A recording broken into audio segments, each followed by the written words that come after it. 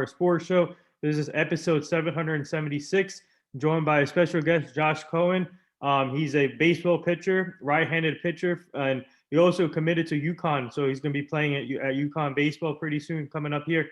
But I just want to say thank you for joining the show today, and truly an honor. And like I said, you have an inspiring story. You overcame cancer, you battled it, and you're back to normal, and you're pitching again. And but I just want to say thank you again. We're going to talk about that, your journey, career, and what are you most looking forward to at UConn. But how are you and your family doing so far during the tough situation?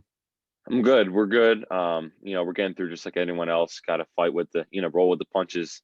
But I thank you for having me. I appreciate it, and excited to share my story once again. Yeah. So for you, I want to start with your childhood and while growing up. When did you get interested in playing sports? And other than baseball, did you play any other sports growing up? Yeah. So growing up, I'm the only boy of three kids, so I was more of like the sports type. Actually, my first sport I ever played was tennis, but obviously it had something to do with the baseball aspect.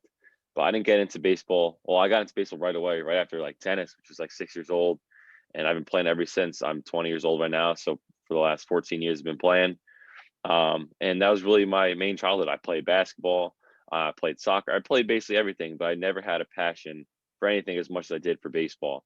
And it really caught my attention, and it really wanted me to progress later on in life. And that's where I'm at right now. Yeah. So when you chose baseball, obviously these in this generation, coaches love to have players that can play multiple positions in one sport. And for you, what were the advantages for you when you played multiple sports? And did you get to play multiple positions in baseball before pitching? Yeah, so I think it's extremely important, like you said, to play different sports during the time, especially during high school, because you're still growing, you're still adapting, and when you're playing different sports, you're doing different movements, different types of athletic thing concepts in the game. So it was important for me to play basketball, me get more shifty, be more explosive off the ground. But for baseball, especially, it really made me realize what I lacked most and what my weaknesses were. And so, I mean, just from that point on, when I played baseball, I played third base. I used to play shortstop when I was younger, but basically third base pitcher. I always had an arm since I was a younger kid, so they put me there. Um, and then I used to hit too. I used to hit between the 4 and 6 spot in the lineup. But I have a funny story with that because my senior year, I started off really well pitching wise. But then on the other hand, when I started hitting my first about 16 at bats my senior year, I struck out like 9 times. Wow. And and regardless of that, I threw two no hitters in my first three outings. Oh wow. My high school coach went up to me. He goes, "You know what? You can go pitch. That's fine. We don't need you to hit." I'm like, "All right, sounds good to me." Yeah. So speaking of those two no hitters, but we'll get to that too. And so did you have a role model growing up? Did you watch anyone growing up in the majors or in any other sports as a role model? Yeah, so growing up, definitely my role model would have included Mariano Rivera. I always wanted to be a closer. I loved the way he pitched. I loved the way he was so composed, and in that sense, especially watching the 2009 Yankees winning the World Series, like that was huge. I remember exactly where I was watching in my mom's room. It was like I was really late at night. Growing up, that's probably Mariano. I got to meet him twice. I got to meet him when I was in third grade, and I got to meet him a little later on as well. And then I would say right now, my role model would be Max Scherzer on the Nationals, the right-hand pitcher. I love the way he competes. I love the way he fights in every pitch possible. His demeanor on the mound, the way he possesses himself, is something I try and model myself after. And his pitches, his mechanics, everything is so spot on to me. And that's something I really try and look at every day and emulate. Hmm. Yeah, speaking of the 2009, I'm a big Yankee fan too here, and Yes, sir. I had a couple of friends over for the game, and I remember that game is amazing, and what a year, and I think we had Johnny Damon on the show a couple months back, and he posted he posted I think a picture today actually about the '09 World Series game. So Really, really. yeah, so That's sick. it was awesome though. But for you, so obviously, in high school as a pitcher, what did you learn? What were the main keys that you learned as a pitcher in high school, with your coaching staff, your pitching coach, and your teammates that kept you going to the next level? Yeah, so I would say the number one thing was to compete, especially at a high school level. You're not seeing these freak athletes. You're seeing these typical high school kids where if you can get him out with a fastball, curveball, and then throwing a changeup punch right there, and you can throw it off for strikes, you'll be good. And that's what I had my senior year, especially. I was throwing like upper 80s, low 90s at that point my senior year, and you don't see that too often, especially where I'm from in Jersey. So once you're doing that consistently for strikes, and you're able to compete on the mound and show other teams that you're not backing down, that was the number one thing. And that's something I talk about with my teammates. Is there was one game my senior year that was the only game I let up more than like one run. It was a game against Ramsey High School. I let up like 3 runs in the first inning because we got to the game at 4:09. The game started at 4:15. I was very rushed and everything. So I come in after the first inning after letting 3 runs in. I was like, all right, if you guys score 4 runs, we win because I'm not letting up another run in this game. Right. And then behold, little known behold, that we won about like 6-3, Wow. and that the rest is history. So that was the main message for me, my teammates, and my coaches during my time in high school. Yeah, so obviously it's tough for you. It's tough for pitchers to throw no hitters or perfect games. And already this season we've seen 3 in the majors. Yeah. For you, take me back to those 2 moments, pitching 2 no hitters in high school, and what was that like? Kind of surreal, if I'm being honest, especially the first one. The first one was on my opening day of senior year, and especially for me, senior year, it was really a time for me to prove myself, not only to others but to myself, to show what I was about and what I was worth, as a pitcher. So it was kind of surreal. Um, like I said, opening day, it's kind of like it's no other. Opening day feels like baseball's back. You smell that spring weather and everything like that. You go to the first uh, 1 to 5 innings. You play 7 in high school. Go through the first 5 innings, and you're like, okay, I might have something going on here. And then that 6th and 7th inning, you start, you might empty the gas tank in the arm, but then in the mind, it's like, you got to keep going. Like you got something special going on here. And then especially for my second no hitter, I went from opening day no hitter, second outing, I had about 15, 16 Ks with like a one hitter, and then Wow. I went out and had another no hitter. That one was even crazier. It was also back my home field, and it was a better team, but I knew that I had to build up my last 2 starts, and then like I say all the time, the rest is history. I just you buckle down, you do everything for your team possible, and I just had a mindset that no one was going to hit me. I was going to dominate, and I didn't care who was at bat. Hmm. Yeah, I'm always curious when I'm watching these games, and when it hits the 5th, 6th inning, I wonder for you, when do you start realizing that I got this no hitter or perfect game? When do you start realizing in your head? So for me, particularly, I think right around the first time I'm through the lineup, Oh, and okay. I'm like, okay, I was able to get the 1 through 9 out. You're telling me I can't do that again and again and again? And I mean, it really starts to set in the last few innings. But I think for me personally, after I see that first time through the lineup go down with no hits and no damage at all, I'm like, you know what? I can do this because I just did it. Hmm.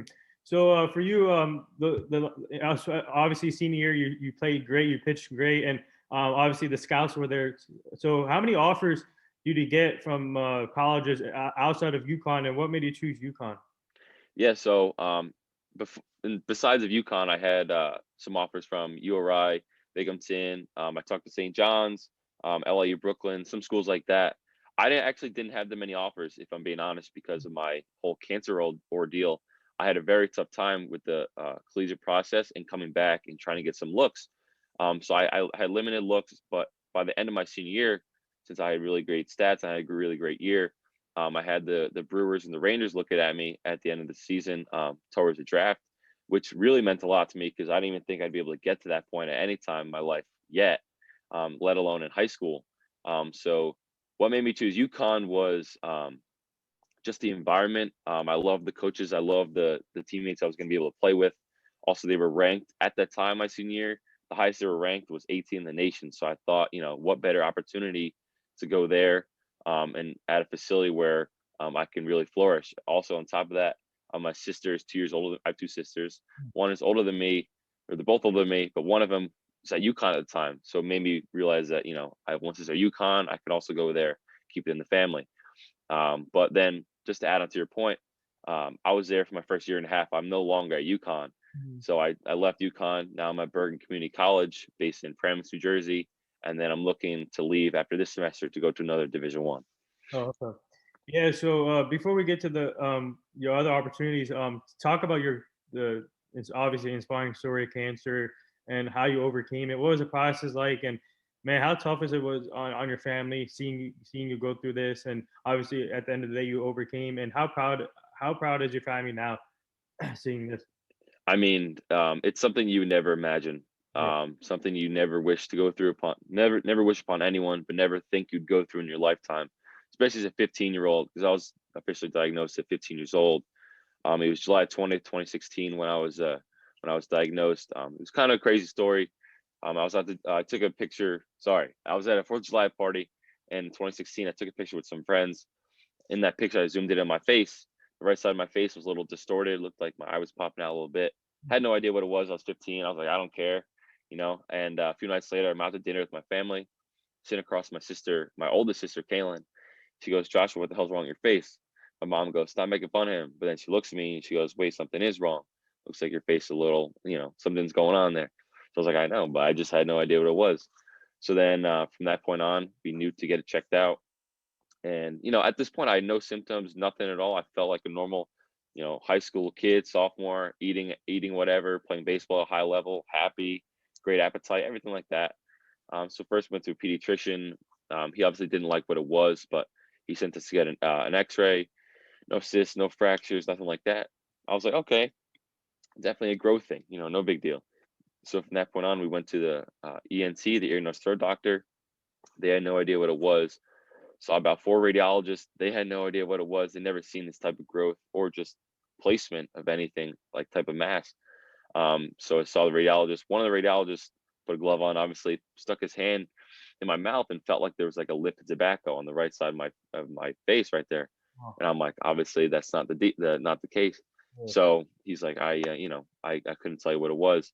So they sent us to get a CT scan and MRI, and that's where it showed up. I was diagnosed with a rare form of bone cancer called Ewing sarcoma. And that type of cancer is usually found in the hip or pelvis area. Mine was found in my right cheekbone, which is not a spot where they look for it. So right away, I was diagnosed on July 20th, 2016. Like I said, started chemo immediately, August 1st, 2016. I ended up finishing chemo April 7th, 2017, cancer-free May 1st, 2017. So I just got over my 4-year mark of being cancer-free. And it was a pretty crazy story because, like I said, I was 15, 16 years old at the time, going into my junior year of high school because I was originally in the class 2018, ended up having to reclass because I didn't go to school at all, obviously, the whole rest of the year. Now I was in the class 2019, and that was my ordeal. It was crazy. It came out of nowhere, came out of left field. But I had to roll with the punches. And as far as my family goes, they were so supportive of me throughout my entire journey. Especially my mom, she was with me every step of the way in the hospital, driving me everywhere, taking care of me, everything under the sun. So I'm forever grateful for that. And the impact was huge because, like I said, it came out of nowhere. So one day I'm playing baseball with my friends, playing wiffle ball in the backyard, and the next day I'm in a hospital losing my hair, and that's really that. man, that's crazy. And for you, how tough is it? So after you were cancer free, how long did it take you to get back into the game of baseball? And has did anyone reach out to you, like former major league players or current major league players? Did they reach out to you about this? And when did you get back into baseball after you got cancer free? Yeah, so like I said, May 1st, 2017, first day free, and I didn't have any limitations for my doctor. So I'm like, I'm getting back into this as soon as I can. So I immediately started working out very lightly because I was still run down, but started working out immediately, started getting my arm back in shape. And within 6 weeks, I think it was around June 7th, was my first tournament back that I was able to play in. I was like, I'm playing. I'm playing. So obviously my stamina wasn't built up yet, and my strength was not there. But I was like, I got to play somehow. I got to get back to the game because that's all I wanted to do. When I was diagnosed in the hospital, they sat me down. They told me that the first thing I said wasn't, "Am I going to survive?" First thing I said was, "When's the next time I can pitch again?" So from that point on, I threw my first game. I think it was about 6 weeks later, June 7th. Pitched one inning. I struck out 3 batters, all I faced, and I said to myself, "I'm like, I'm back." And from that point on, it took off, and that was really it. So Yeah.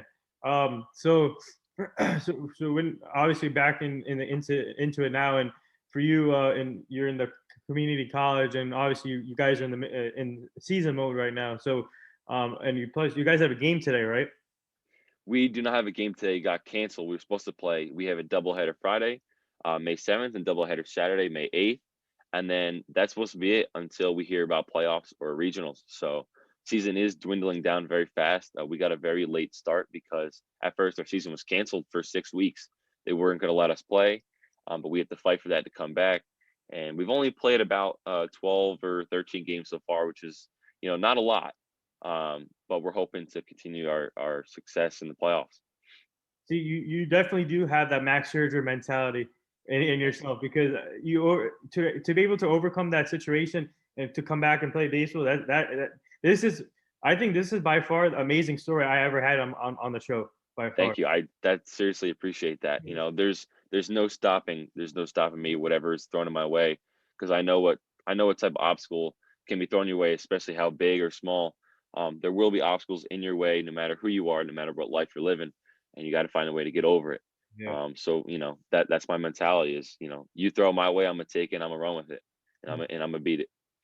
Yeah. So for you, obviously, you're looking for another Division 1 school. So what are your goals, personal goals, so you can showcase your talent to these colleges again? What are you most looking forward to when it comes to signing your contract again with the Division 1? Yeah, so I'm trying to go to a school down south, somewhere in Florida, something like that. I'm a pitcher, and I'm someone who really loves the warm weather. Especially in the Northeast, it takes me a little while for my arm to get hot in the colder months. But I'd love to go to a school in Florida, something like a USF or an FAU, something like that, which I've talked to previously. I just need to get my season done with, and I can talk to them a little more. But I'm very excited for that, and something I would like for them to know about me and to show off for myself is my competitiveness, number one, but two, my ability to pitch, not just throw, because at this level you'll find a lot of guys that throw hard and know how to throw, but not guys that know how to control the game and pitch in a particular way. So especially for me, it's something that I've been working on every day. It's something that is a work in progress for me, is to be able to pitch and not just throw, and find a way to compete at the highest level no matter where I'm at. Hmm. So, so what advice would you give to these young athletes or young kids or that are going through this tough situation in their lives? And what advice would you give them to overcome it and focus on their goals when it comes to Yeah, so especially in a time like this with COVID, how it's been around for over a year now. Not only has it been tough for me, it's been tough for everyone, and I can guarantee that. So a shed of light that I can give to everyone watching and to everyone in need of help or in need of advice is to keep going, is to keep grinding. You might not know. It sounds very cliche to say keep grinding, but once you really think about it and diagnose it, there is an end sight. There is the light at the end of the tunnel. And even though you don't know when it is and when it will shine on you, it will come one day, and you need to be prepared for that day. So it doesn't matter what's going on today. It doesn't matter what happened in the past. I mean, it doesn't matter what happened in the future. You have to focus on the present moment, and you have to live in the moment, and you need to continue to do stuff every day to work towards that end goal. So, you got to beat your competition. You got to get a good diet, exercise properly, make sure you're stretching, all that kind of stuff, and just continue to put your head down and go to it. You got to compete, got to be better than the next guy, and you got to want it better than the next guy and want it more than the next guy. So for you, what does it mean to you to be able to still play the game you love, and obviously after overcoming the tough situation you had with cancer, and what does that mean to you being still playing baseball and all? It's crazy. I had a dream as a 6-year-old or 5, 6-year-old whenever I started playing that I wanted to be a professional baseball player. And I just feel like I'm so close to achieving that goal that no matter what I go through, if it's an up or a down on a certain day, if I'm pitching, I do bad, or if I'm pitching, I do well, I know that the goal is so near in sight, and it may seem so far away at some points, but I know that it's right there, and I have to keep going for it.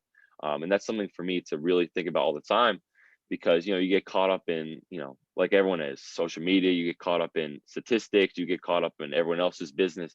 But for me, especially, continue to do my own stuff, continue to do it my way and the way I know it works, and just like I said, put my head down and go. Yeah. So speaking of sharing your story, what's it like sharing your story on these platforms, like on shows and like I said, Lambeau Media, you were on before, and what's it like just sharing your stories now to people? I love sharing my story. Number one, because I never forget it. Especially that tough time I went through, my cancer ordeal. That's something you don't forget. Yeah. And to be able to share it with others, I'm not doing it for for the reason of sharing my own story, my personal story, because I don't need any, acceptance from anyone else because I know what I went through. All I want is to hope to inspire others, to shed light to others, and to share a story of trouble and to share a story of heartbreak and tough time that allows others to get through what they're going through no matter what they're going through. So that's my main purpose with all these podcasts and interviews and everything like that. Not to share my story, not to get any more word about me, is to just shed light and inspire others, and that's what I hope to do every single day.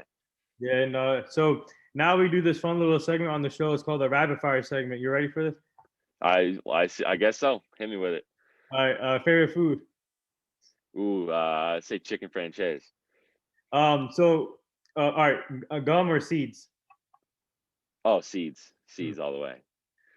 So obviously outside of Max Scherzer, what other pitchers do you watch right now currently? I mean, as a Yankees fan, I love watching Chapman, especially this season. He's been pitching lights out, and his stuff is electric this year. He already has more fastballs over 100 miles an hour than he did all of last year, which is crazy. So he really put in some work. Obviously, love watching Degrom, the way his free flowing mechanics, the way he controls the game. Obviously, he's one of the greatest of all time, in my opinion, already. So I would say Degrom, Chapman. Obviously, love Scherzer. That's my guy. Um, those would be the few in particular that I love watching and try and emulate my game after. How about Garrett Cole? Garrett Cole, yes, as well. I give him some tough stuff because he played on the Astros previously, Oh yeah, that and what happened with the Astros. So I always have a little bit of of other side thought about Garrett Cole, but obviously great pitcher, one of the best in the game. But that's my only contingency with Mr. Cole there. hey, we have a chance to sweep them later on today. Actually, Garrett Cole's on the mound too for us. So Really, that's yeah, okay. Good stuff. hopefully we sweep the Astros today. Yes, sir. But yeah. So outside of baseball, who are your other favorite teams growing up? Growing up, always Yankees, 100% Yankees. My mom's a Yankees fan. She still is, has been since she was a little kid. I've always found a way.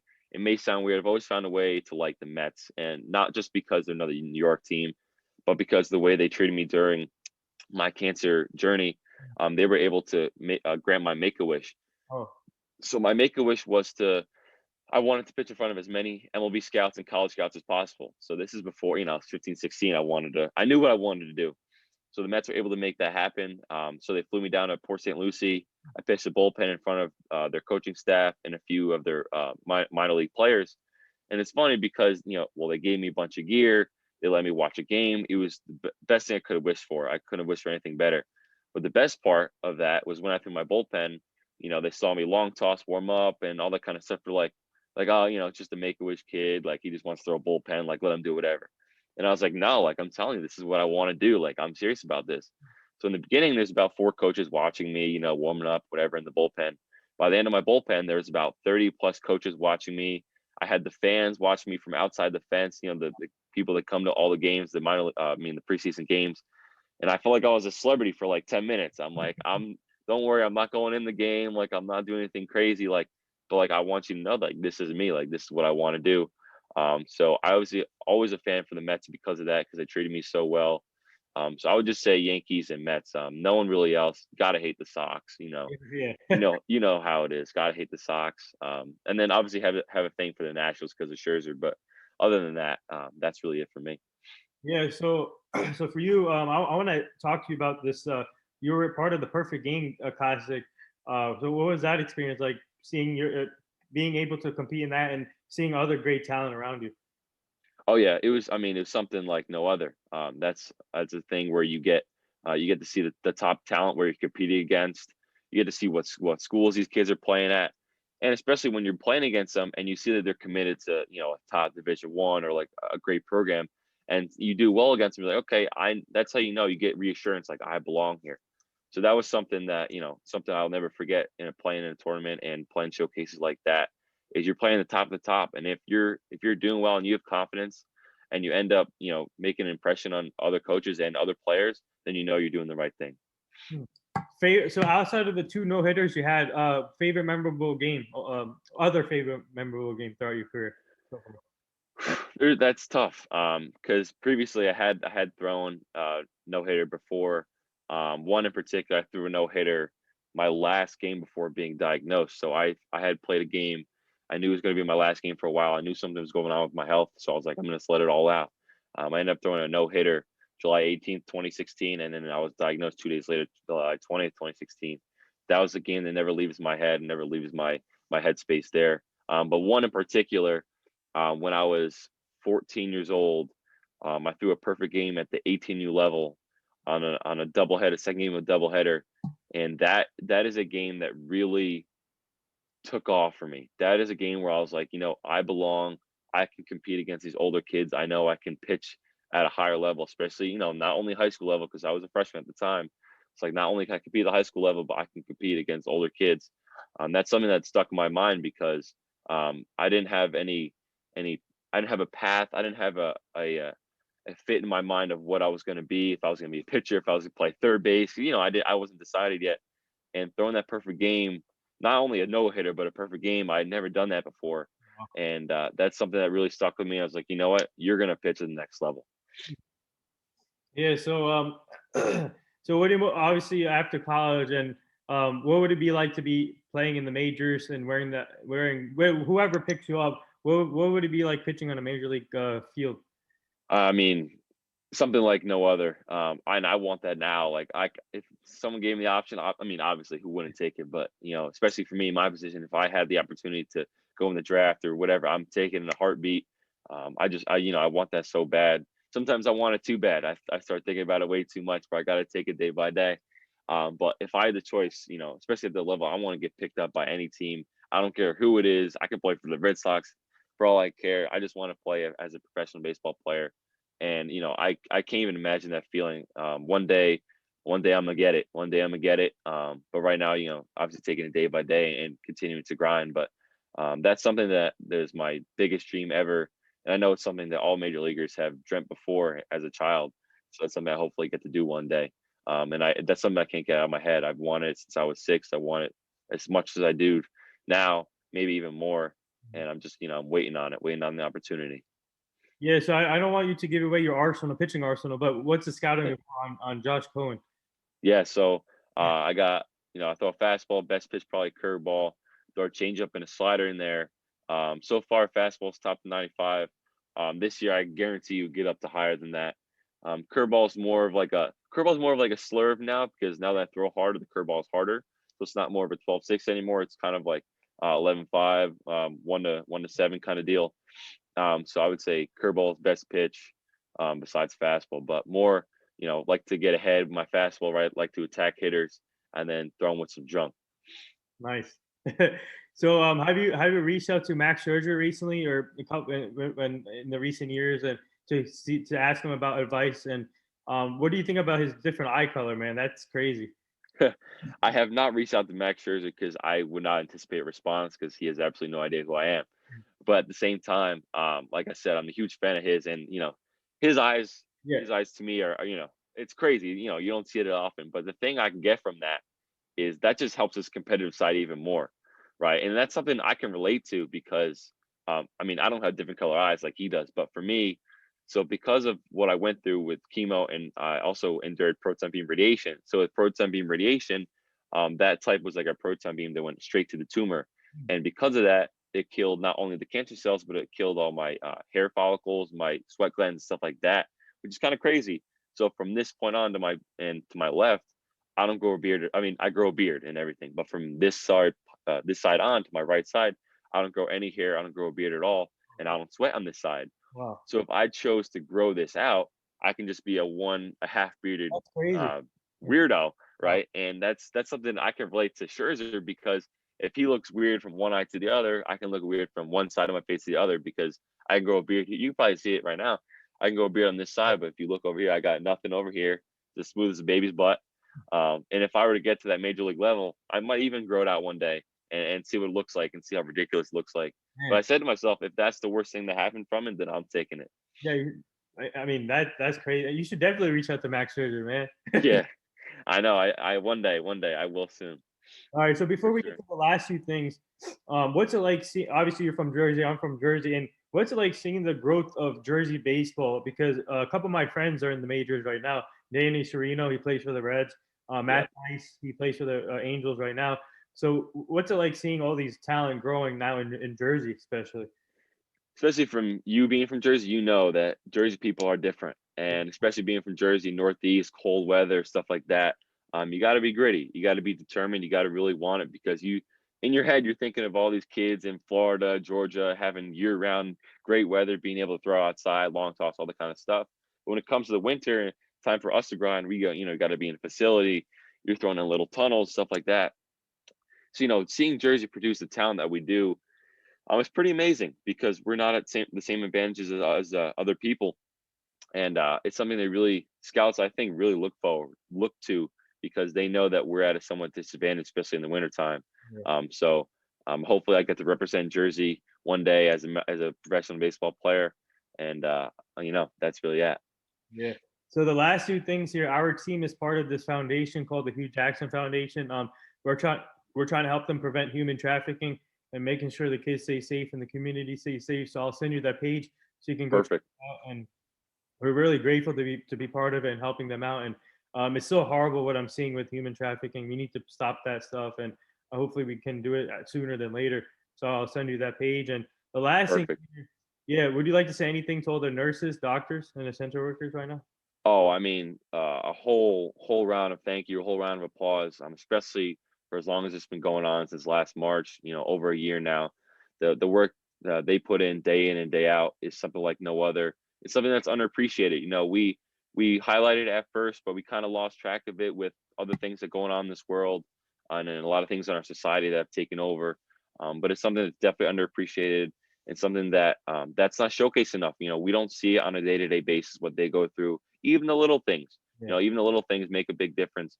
So a huge thank you to them, and for them to continue doing it day in and day out without any need of recognition or assurance from anyone else. It's a job that takes a lot of guts and a lot of people can't do. So that's a huge thank you to them. Shout out to them. Well said. And there it is. That wraps up episode 776 with right-handed pitcher Josh Cohen. Man, go follow this kid on all social media formats. It's an inspiring story right here. Overcame cancer, and now he's working his way back into baseball. And hopefully, you get this opportunity to be in the majors. And I think you will. I think you'll get that chance. That you're Yes, really, sir. really talented. To be able to throw two no hitters, a perfect game already in your career is amazing. And just keep up the great work. Keep your family proud, and keep Jersey proud too. Yes, sir. You and your family stay safe, and obviously we're gonna follow your career, and we will love to have you back on the show so you can meet the full team eventually. But just keep grinding out there, man. It's For amazing. sure. For sure. Thank you. I really appreciate it. Thank you for having me. No problem. I love sharing my story, especially for the reasons like I said previously. So thank you again and giving me the platform to do so. Yeah, no So problem. thank you.